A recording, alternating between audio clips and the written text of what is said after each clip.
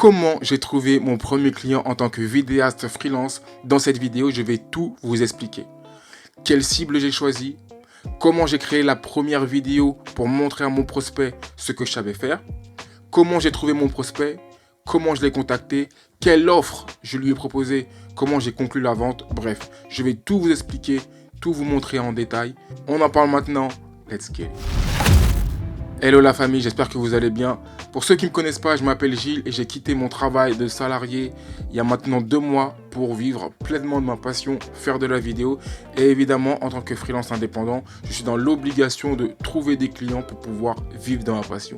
C'est une étape qui peut être parfois difficile, même souvent, et c'est difficile pour moi aussi. C'est pourquoi j'ai décidé de créer cette vidéo pour vous montrer comment trouver des clients rapidement, qualifiés, et pouvoir faire entrer du chiffre d'affaires dès le début de votre activité. Première étape, trouvez votre cible. Qu'est-ce que vous voulez faire? Qui est-ce que vous voulez toucher? Moi, je vais vous donner mon exemple. Là, je voulais trouver des clients à proximité de chez moi qui ne demandaient pas énormément de travail et des clients que je pouvais conclure assez rapidement pour faire rentrer de la trésorerie et pouvoir vivre de ma passion le plus rapidement possible.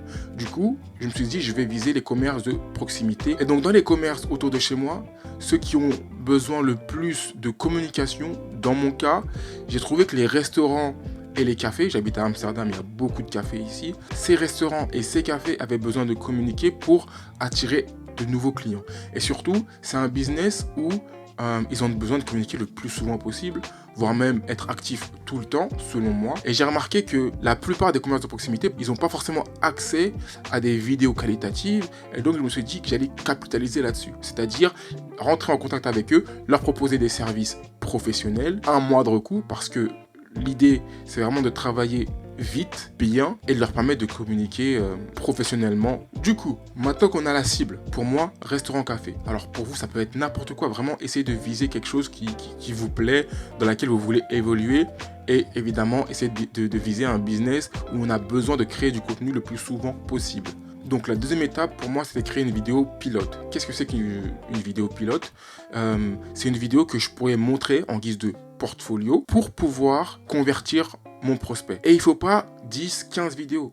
Moi, j'avais pour objectif d'en faire une seule. Du coup, moi, j'ai fait les choses un peu à l'envers parce qu'en fait, j'ai d'abord commencé par la vidéo pilote. En fait, je vous explique, l'ami de ma fiancée a ouvert un café à Amsterdam et du coup, on est allé faire un tour et moi, j'ai pris mon appareil photo parce que j'aime bien tout simplement avoir mon appareil photo sur moi pour filmer diverses choses.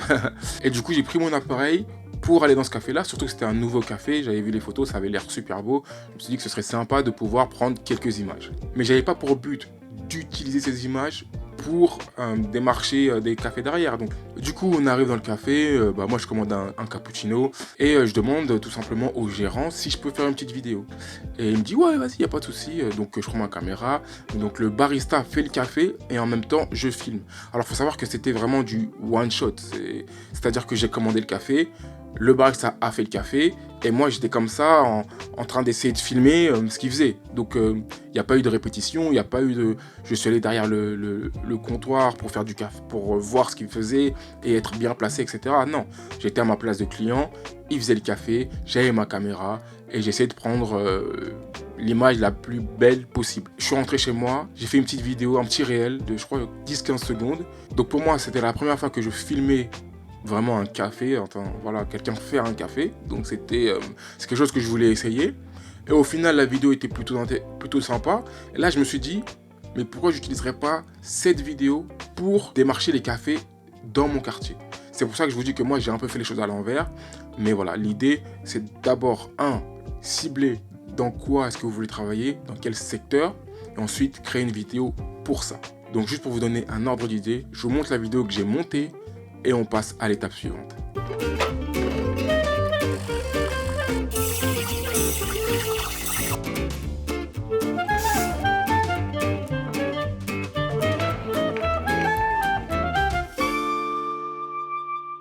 Donc voilà comment j'ai monté cette vidéo. Comme je vous l'ai dit, c'était vraiment du one shot. Le barista a fait le café, moi j'étais là en train d'essayer de faire le focus manuel, bref. Mais au final, ça s'est plutôt bien dégoupillé. La vidéo est plutôt intéressante, surtout pour les commerces de proximité, croyez-moi, vous allez voir un café à côté et vous leur montrez ça, et vous dire, ah ouais, quand même pas mal. Pour ça que je me suis dit, ok, avec cette vidéo, je vais peut-être aller voir d'autres cafés, voir si ça fonctionne, et ça a fonctionné. Comment faire ça de votre côté? Vous pouvez très bien aller voir un café et leur dire, est-ce que je peux vous faire une petite vidéo, je suis créateur de contenu, nanana.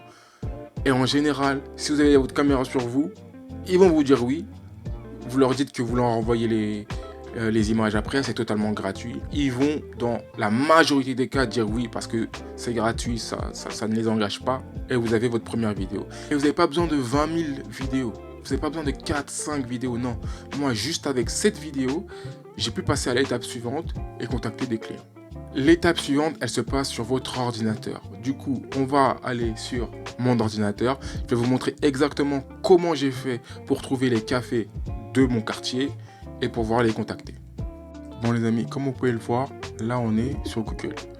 Alors moi, vu que j'habite à Amsterdam, ce que je vais faire tout simplement c'est taper Coffee Near Me. Vous pouvez tout simplement taper café près de chez moi. Voilà, comme je viens de le faire. Et on va prendre l'exemple du 20e. Non, du 15e. Voilà. Alors là, je précise, parce que si je tape café près de chez moi, vous allez voir où j'habite. Mais c'est pas ça le but. Vous pouvez juste taper café près de chez moi. Tout simplement. Vous n'avez pas besoin d'ajouter le code postal. Bref. Donc, café près de chez moi, 75, Paris. Ici, c'est là en fait que tout se passe.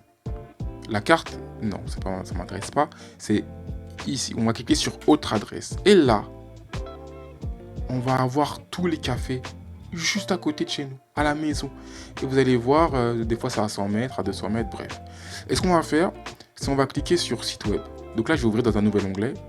Le premier, là, il n'y a pas de site web. Je passe. Le deuxième, le troisième, voilà. On va prendre ces trois exemples-là, on va le faire en direct. Hein. Je n'ai pas vu, je sais pas à quoi ça ressemble. Bon, voilà, on peut voir que le premier, ok. C'est un site, ouais, ça a l'air pas mal. On va aller voir l'Instagram direct. Ok, 1000 followers, ça fait des réels. 13 juillet, donc ils sont actifs. Là, on peut voir que le réel qui est fait, c'est fait avec un téléphone. Du coup, c'est bien parce que on a l'impression qu'ils veulent communiquer. Ok, les photos qu'ils font, c'est plutôt qualitatif. Il y a même du live événement. Donc là, par exemple, vous pouvez les contacter et leur dire je peux vous faire ça. Ça se voit que c'est des gens qui veulent communiquer le plus souvent possible. 1er juillet. Ils communiquent même un peu trop. 5 posts le même jour. 6. Bref, ça on va passer. Le deuxième. Suivez-nous sur Instagram. Parfait. C'est exactement ce qu'on veut. On va aller sur l'Instagram de Ocoffee. 1000 followers. Ils ont un réel, donc je pense qu'ils communiquent déjà dessus. 13 mai. On est en juillet. Ils sont pas très, ils essaient d'être actifs, mais ils le sont pas. En tout cas, pas assez, selon moi. Ça, c'est un client qu'il faut contacter. C'est un prospect qu'il faut contacter parce que ils font des belles photos, ils font des réels. Voilà. Et ça, lui par exemple, pour moi, c'est le client que j'irai voir. Le prospect que j'irai voir. Parce qu'il fait ça avec son téléphone, il fait déjà des 4500 vues. Vous y allez, vous lui montrez ce que vous savez faire et vous lui dites que vous vous occupez plus de rien, monsieur. C'est moi qui fais tout, je vous fais assez de contenu pour le mois et vous avez juste à poster. Parce que le dernier post, il date de mai. C'est pour ça que j'adore être sur Instagram sur mon ordinateur parce qu'en fait, quand vous cliquez sur le réel, vous pouvez voir la date de publication. Si vous faites l'essai sur votre téléphone, il n'y a pas la date de publication du réel. Là, vous pouvez voir que ce réel-là, il date du 22 janvier et celui d'après du 13 mai. Donc, c'est quelqu'un qui ne communique pas beaucoup, qui veut communiquer parce qu'on peut le voir, il fait quand même beaucoup d'efforts. Donc là, c'est le prospect parfait. Donc là, soit vous pouvez le suivre. Donc moi, j'ai un compte qui me sert uniquement à ça. Du coup, je peux le suivre. Comme ça, je l'ajoute à mes abonnements. Et ensuite, dans un deuxième temps, je peux aller directement sur son profil. Pour l'instant, on va le garder sur le côté. Ici, Instagram, il n'y a pas d'Instagram, donc je passe. Voilà, on va prendre un dernier exemple. Café Victoria. On va aller sur l'Instagram. Aucune publication, ça on oublie. Bon, je vais faire une dernière page avec vous parce que là, je suis pas très satisfait. Enfin, on a déjà un bon prospect qualifié. Ça, c'est pas mal. C'est beau. Belle photo, beau lieu. On peut voir qu'il fait des efforts. On va aller sur l'Instagram. La date du dernier post, 11 juillet, c'est parfait. C'est très récent. Très belle photo. On regarde la qualité de la vidéo. Voilà. Vous pouvez voir que ça, c'est fait avec un téléphone. Cette personne-là a besoin de quelqu'un. Vous pouvez lui vendre votre service. Parce que vous pouvez voir que les photos sont faites par un professionnel. Pourquoi pas les vidéos? Donc voilà, là, en l'espace de 4 minutes, je viens de trouver 2 prospects que j'appellerais qualifiés. Donc au Café Paris et au Café Jaby. Donc ces 2 clients-là, ces 2 prospects-là, on peut les contacter et leur proposer nos services avec la magnifique vidéo qu'on a créée juste pour l'occasion. Donc la question qu'on peut se poser, c'est pourquoi contacter ces petits commerces de proximité et pourquoi sur Instagram? Il faut savoir qu'en général, les petits commerces de proximité, le gérant il travaille dans cette boutique, ou dans le café ou dans le restaurant, et peut-être même qu'il gère l'Instagram, le compte de la page. Donc en général, quand vous contactez par DM, vous avez beaucoup plus de chances d'atteindre directement le gérant que envoyer un mail et tout. Là, ce qu'on veut, c'est avoir du résultat rapidement. Donc, on passe par Instagram, bim, boum, tu me réponds, je t'envoie un DM, c'est beaucoup plus rapide, ça facilite les choses. Donc voilà, c'est pour ça qu'on essaie de viser les petits commerces de proximité, parce que c'est beaucoup plus facile et on peut aller les voir directement. Maintenant que vous avez votre liste de prospects, ce qu'on va faire, c'est qu'on va contacter le client. Voilà, je vais vous montrer un screenshot pour vous montrer exactement ce que j'ai dit. Bon, c'est en anglais, mais je vais vous traduire. Salut, nom du client en général. Enfin, vous n'êtes pas obligé d'avoir le nom du client, mais moi, je le trouve en général quand je fouille sur Instagram. Il y a souvent le nom du gérant. J'espère que vous allez bien. Premièrement, félicitations pour l'ouverture. Là, en l'occurrence, le café dont je vous parle, il venait d'ouvrir. Mon nom est Gilles. Je suis un vidéaste à plein temps qui habite dans le quartier. Et je donne même ma rue, donc là, je vais la cacher. Mon but, c'est d'aider les commerces de proximité d'avoir accès à du contenu audiovisuel de qualité, professionnel, et donc de promouvoir ce qu'ils font sur les réseaux sociaux avec des vidéos de qualité. Donc dans ce paragraphe-là, je pose les bases. Donc là, je vois que c'est un commerce de proximité qui vient d'ouvrir. Donc je dis, voilà, je vois que c'est un commerce de proximité, enfin, vous venez d'ouvrir votre business. Il faut savoir que les réseaux sociaux, ça peut être vraiment un accélérateur pour vous faire connaître. Je dis par exemple, je pourrais vous créer assez de contenu pour le mois en venant quelques heures pour filmer ce que j'ai à filmer. J'aimerais bien en discuter avec vous plus en détail. Si vous avez le temps, je peux venir vous voir au café cette semaine. Dites-moi si vous êtes disponible. En gros, le message, il veut dire quoi? Je me présente, je dis un message personnalisé sur le café en question. Voilà, là en l'occurrence, il vient d'ouvrir. Je présente mon offre, je dis que j'aide les commerces de proximité. Et surtout, je donne un exemple. Donc l'exemple que je donne ici, c'est je viens quelques heures dans la journée pour filmer et vous créer assez de contenu pour pouvoir communiquer pour le mois. Comme ça, c'est direct, c'est visuel. Elle se dit, ok, bon, s'il vient, il reste 2 heures et il me fait assez de contenu pour le mois, ouais, ça peut être intéressant. Et à la fin, évidemment, je finis avec un appel à l'action, c'est-à-dire, je suis là, je peux venir cette semaine, donnez-moi vos disponibilités. C'était le 15 juillet que j'ai envoyé ce message-là, elle n'a pas répondu. Du coup, le 17 juillet, je l'ai relancé. C'était 2 jours après. Sur Instagram, je trouve que c'est large, 2 jours pour relancer. Et donc, je lui dis bonjour, est-ce que vous avez vu mon message? Voilà. Dans le premier message, j'ai déjà tout expliqué. Donc, dans la relance, je ne vais pas me répéter. Et là, elle me répond. Comme quoi, les relances, c'est super important. Elle me répond, elle me dit oui, JK, bon, bref. Merci de nous avoir contactés. Est-ce que vous serez disponible aujourd'hui ou demain pour se rencontrer? Et ce qui est intéressant, c'est qu'à ce moment-là, j'étais dans un autre café qui m'avait répondu favorablement. Donc j'étais parti faire un rendez-vous. Et quand je reçois son message, je lui dis écoutez, là je suis dans un autre café, toujours dans le secteur, mais je peux être là dans l'après-midi. Bon, l'après-midi à 13h elle ne pouvait pas, mais on se dit finalement 15h. Et voilà, deuxième rendez-vous client. Simple, rapide. Ça ne demande pas, et j'ai une seule vidéo. Sur mon compte, à ce moment-là, j'ai une seule vidéo, c'est celle que je vous ai montrée. Maintenant que vous avez votre rendez-vous, il suffit d'y aller et évidemment de conclure la vente. Alors moi, dans mon cas, ce que je propose, donc c'est, comme je vous l'ai dit, des services pour un mois. C'est-à-dire que je vais proposer selon ce que le client veut. Moi, c'est plus de la vidéo que je fais. Si le client veut des photos, bon, je peux l'ajouter dans le truc, mais évidemment, le prix change. Mais voilà, moi, ce que je vais proposer en général, c'est 8 réels, donc 8 formats courts, de 10 à 15 secondes, où je vais montrer une activité, par exemple, le mec qui fait un café, le mec qui fait un matcha. En général, ils font des sandwichs, en général, ils font des avocado toast, bref, tout ça.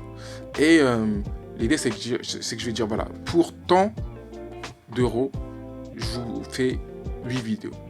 Et en fait, l'idée du commerce de proximité, évidemment, on ne va pas chercher des budgets à 1500 euros, c'est pas possible. Enfin, pour commencer, c'est pas possible. Donc, soyez vraiment raisonnable avec vous-même. Essayez de faire les calculs et de voir ce qu'il vous faut, évidemment. Mais le but, c'est quoi? C'est pas de travailler avec un commerce de proximité, c'est de travailler avec 4, minimum 4 par mois, et avoir un système d'abonnement, puisqu'en soi, vous allez, admettons, vous confirmez un client et vous faites 8 vidéos et vous arrivez à vendre ça 600 euros. Vous allez avoir 600 euros avec un client, 8 vidéos de 10-15 secondes, ça prend même pas une journée. Enfin, en tout cas pour moi, allez, on va dire une journée entre le shoot et la post-production. En une journée, vous avez fait 600 euros avec un seul client. Si vous arrivez à avoir 4 clients, ça vous fait déjà 2400 euros de chiffre d'affaires. Et là, on parle uniquement du commerce de proximité. Parce qu'à côté de ça, vous avez des plus gros contrats, ou bien vous aurez des plus gros contrats. Du coup, c'est vraiment juste histoire de dire que à côté de chez moi, je peux faire un travail assez rapide, avoir de la trésorerie rapidement, et ne pas me tuer au travail. Parce que, voilà, vous pouvez faire ça en une journée, et c'est fini. Donc l'idée, c'est miser sur la quantité. Évidemment, il faut rendre un travail de qualité. Mais voilà, l'idée, c'est d'avoir plusieurs clients qui vont faire appel à vous tous les mois. C'est pour ça que moi, j'insiste sur le fait de créer un nombre limité de réels pour une durée définie. Donc, un mois. Voilà comment j'ai trouvé mon premier client. J'espère que cette vidéo vous aura plu, que vous aurez appris quelque chose. N'hésitez pas à me dire en commentaire si vous avez d'autres conseils à donner pour ceux qui veulent se lancer et trouver leur premier client. En tout cas, merci d'être arrivé jusque-là. On se dit à la prochaine vidéo. Et n'oublie pas d'ici là, si tu dors, ta vie dort. Peace.